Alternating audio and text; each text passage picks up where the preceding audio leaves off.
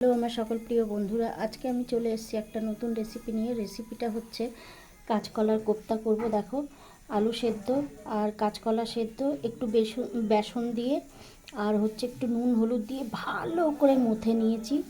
এত সুন্দর করে সফট করে মেখে নিয়েছি। এবার এই কড়াইতে তেল দিয়ে দিয়েছি। আর এখানে আমি একবারে দেখিয়ে দিই, এখানে নিয়ে নিয়েছি কাজু কিশমিশ, আদা দিইনি এখনও, জিরে ধনে গোলমরিচ, হ্যাঁ, তেজপাতা সব একসঙ্গে দিয়ে দেবো। আর ওই নিয়ে নিচ্ছি একটা টমেটো, এবার একসঙ্গে দিয়ে দেবো। চলো ততক্ষণ আমি বড়াগুলো একটুখানি ভেজে নিই। আমি কিন্তু একদম সিমি আছে ভেজে নিচ্ছি।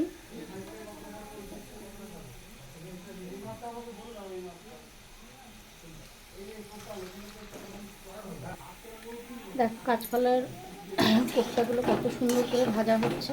এরকম সিমি করে ভাজবে, দেখবে ভাজাটা দারুণ হবে। তো চলো আরেকবার মশলা আমি দেখিয়ে দিই।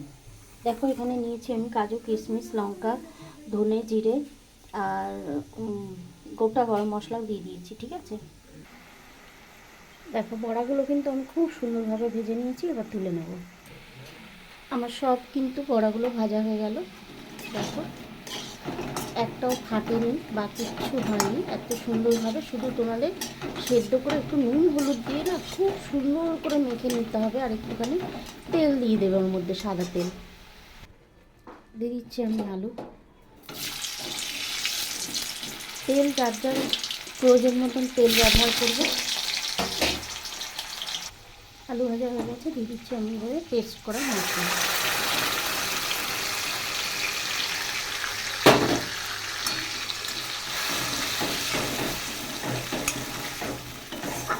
আমি ফোড়ন এই জন্য দিলাম না, কারণ আমি গোটা গরম মশলা তেজপাতা সবই আমি দিয়ে দিয়েছিলাম। কারণ ফোড়ন আমার দিতে ভালো লাগে না, কারণ যদি বেটে দাও তোমরা তাহলে কিন্তু গন্ধটা খুব ভালো হয় আর স্বাদও কিন্তু খুব ভালো হয়।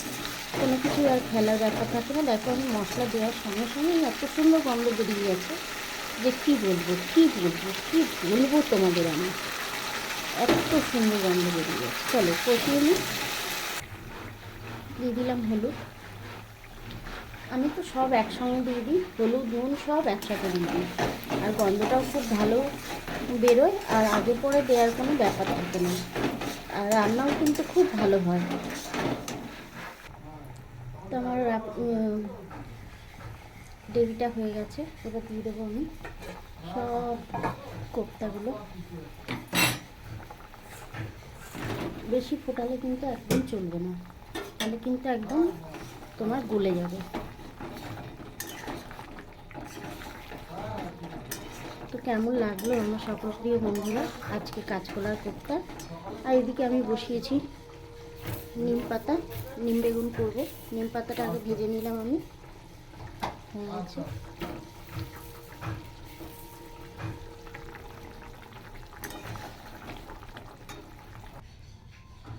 যেহেতু নিরামিষ তার জন্য আমি একটু দিয়ে দিলাম ঘি।